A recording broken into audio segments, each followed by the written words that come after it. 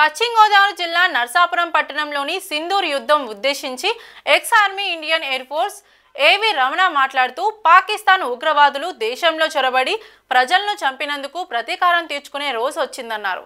ఈ రోజున పాకిస్తాన్లోని ఉగ్రవాదుల స్థావరాలపైన ప్రతీకారం తీర్చుకోవడం అభినందనీయమన్నారు. ఇటువంటివి మళ్లీ జరగకుండా ఉండడానికి ఇదొక నిదర్శనం అన్నారు.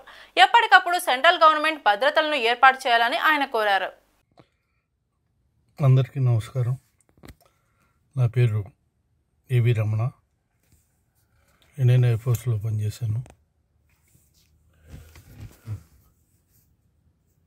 నేను సుఖాయ్ 7, MiG-21 అండ్ మిరాజ్ 2000లో యుద్ధ విమానాల్లో పనిచేయటం జరిగింది.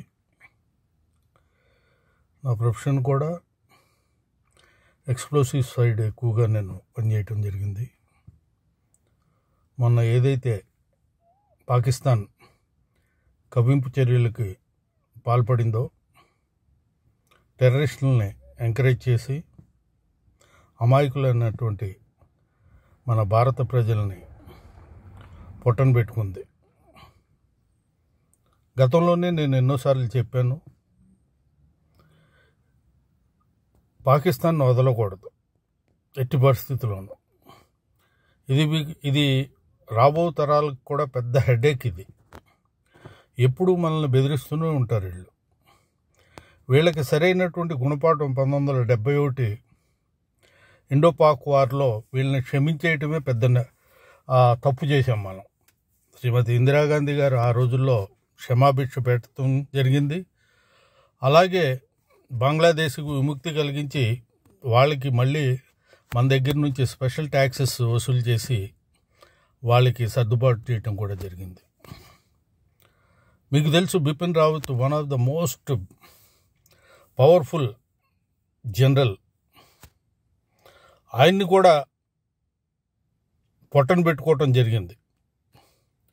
ఇప్పటికి కూడా నాకు అంతుచెక్కింది ఏంటంటే, బిపిన్ రావత్తో పాటు మోస్ట్ బ్రిలియంట్ ఆఫీసర్స్ అందరూ కూడా ఆ రోజు ఆ హెలికాప్టర్ దుర్ఘటనలో మరణం పొందారు. ఆయన ఉంటే పాకిస్తాన్కి చెమటలు పట్టించే వ్యక్తి. ఇప్పుడు కూడా ఉన్నటువంటి జనరల్స్ ముగ్గురు కూడా Indian army, Indian air force, Indian navy, త్రివిధ దళాలు కలిసి కూడా తలుచుకుంటే పాకిస్తాన్ని అసలు నామరూపాలు లేకుండా చేయటానికి మంచి అవకాశం ఇది. మోదీ గారు ఏ నిర్ణయం తీసుకున్నా కూడా భారతదేశం క్షేమం గురించి ఆలోచిస్తారు. ఒక్కటి గమనించండి, భారత ప్రజలందరూ కూడా 130 నుంచి 150 కోట్ల జనాభా ఉన్నటువంటి మన దేశంలో మోదీ ఫ్యూచర్ గురించి ఆలోచిస్తున్నారు. ఫ్యూచర్ జనరేషన్స్ ఏ విధంగా ఉండాలి, వాళ్ళు బాగుండాలి అని అంటే మనకి హెడేక్స్ ఉండకూడదు. ఒకటి చైనా, 2 పాకిస్తాన్. ఈ 2 తోడు దొంగలు ఇద్దరు కూడా ఒకరికొకరు సహాయం చేసుకుంటూ ఉంటారు. చాలా మటుకు స్థావరాలని ఆ చైనా ఎయిడ్స్ గురించి, డబ్బుల గురించి, ఆర్థిక సహాయం పొందటానికి పాకిస్తాన్ మన బోర్డర్లో ఉన్నటువంటి కారిడార్స్ ఎన్నింటిలో కూడా చైనాకి ఇవ్వటం జరిగింది.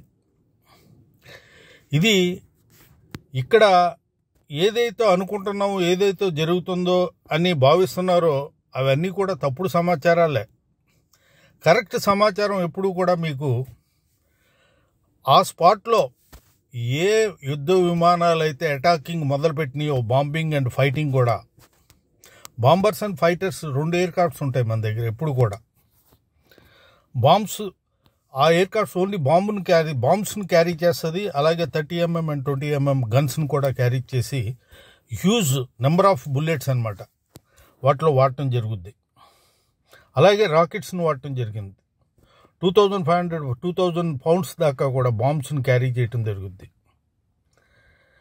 మన దగ్గర ఉన్నటువంటి క్యాపబిలిటీ పైలట్స్, మెయిన్గా పైలట్స్ ఒక్కసారి ముందుకెళ్ళారంటే తిరిగి ఆ బాంబ్స్ని వాళ్ళు క్యారీ చేసినటువంటి ఏ అయితే ఎక్స్ప్లోసివ్స్ ఉన్నాయో వాళ్ళని డ్రాప్ చేసి విక్టరీ, అంటే ఏ టార్గెట్స్ని అయితే వాళ్ళు కొట్టాలి అని ప్లాన్ చేశారో ఆల్రెడీ ఆ టార్గెట్స్ని కొట్టేసే వితిన్ 40 minutes లోపల వాళ్ళు బ్యాక్ అవ్వాలి.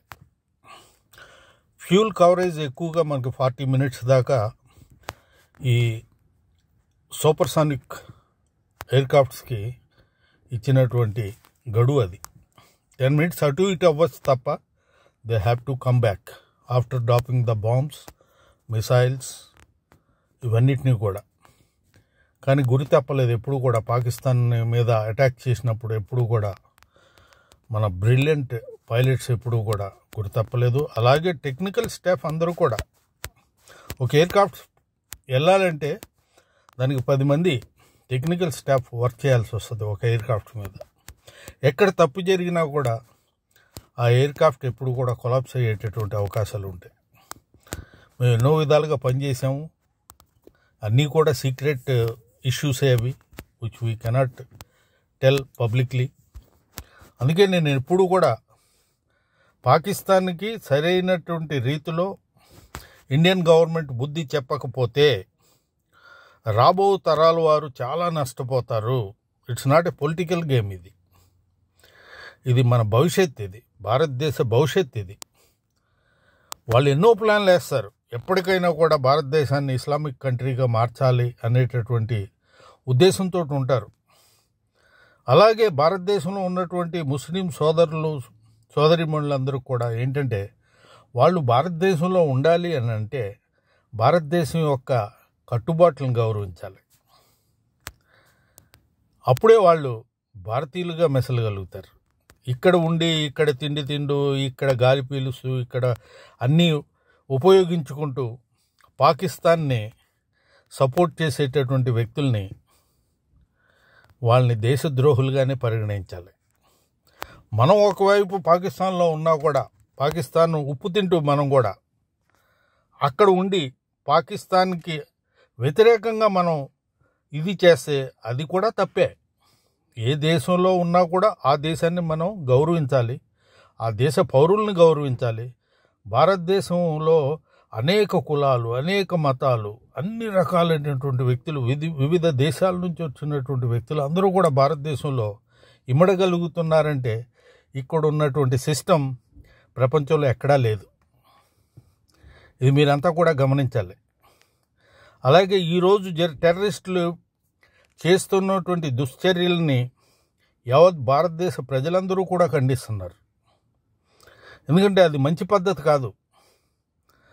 అక్కడ కాశ్మీర్లో ఉన్నటువంటి వ్యక్తులు మనుగడ సాగించాలంటే టూరిజమే ఇంపార్టెంట్. అక్కడ మేము 1999, 98 ఆ ప్రాంతంలో అక్కడికి వెళ్ళినప్పుడు కూడా మమ్మల్ని ఇండియన్స్ అనేవాళ్ళు. వాళ్ళు నేను అప్పటికి ఒకళ్ళిద్దరిని క్వశ్చన్ చేశాను. ఇండియన్స్ అనేటట్టు ఏమిటాయా, ఇది భారతదేశంలో భూభాగమే కదా, భారతదేశం నుంచే కదా ఎక్కువ టూరిస్టులు ఇక్కడికి రావడం జరుగుతుంది, మీ మనుగడ సాగుతుంది అని ఎన్నోసార్లు కూడా క్వశ్చన్. నై సాబ్, ఏ పాకిస్తాన్ హై, भारत देश नहीं है ये, इसलिए आप लोगों को ఇండియన్స్ బోల్ రहा हूं అని చెప్పారు వాళ్ళు. ఏదేమైనటికి కూడా పాకిస్తాన్లో నిన్న మన వాళ్ళు యుద్ధ విమానాలతో చేసినటువంటి ఈ అటాక్స్ ఏవైతే ఉన్నాయో 9 స్థావరాల మీద పర్ఫెక్ట్లీ కరెక్ట్. అది దానికి అన్ని దేశాలు కూడా United states of America, Russia, Japan, ఇతర దేశాలు అన్నీ కూడా హర్షించాయి. భారతదేశం ఏదైతే చేపట్టిందో, మోడీ గారు ఏ నిర్ణయం అయితే తీసుకున్నారో దానికి మేమంతా కూడా సపోర్టింగ్గా ఉంటాం. టెర్రరిస్టుల మోకల్ని పూర్తిగా నాశనం చేసే వరకు కూడా మా హెల్పింగ్ హ్యాండ్ ఇప్పుడు భారతదేశం వైపే ఉంటుందని. ఇది కరెక్ట్ టైము, కరెక్ట్ ఆపర్చునిటీ. మనం అసలు టెర్రరిజం అనేదే లేకుండా రూపుమాపటానికి మన భారత ప్రభుత్వానికి మంచి అవకాశం దొరికింది. రాబో కాలంలో ఇలాగ జరుగుతుందో లేదో చెప్పలేం. కానీ ఈరోజు భారతదేశానికి ఉన్నటువంటి పవర్ ఏంటంటే మనకి డిఆర్డిఏ చేసినటువంటి అద్భుతమైనటువంటి మిసైల్స్, అలాగే మనకి భారత రాష్ట్రపతి అప్పుడు రాష్ట్రపతి అయినటువంటి అబ్దుల్ కలాం గారు ఇచ్చినటువంటి అద్భుతమైనటువంటి మిసైల్స్, దేన్నైనా కూడా టార్గెట్ చేసేటటువంటి అవకాశాలు మనకున్నాయి. 2500 కిలోమీటర్స్ వరకు దీని యాక్షన్ ఉంటుంది, టార్గెట్స్ని కొట్టేస్తుంది.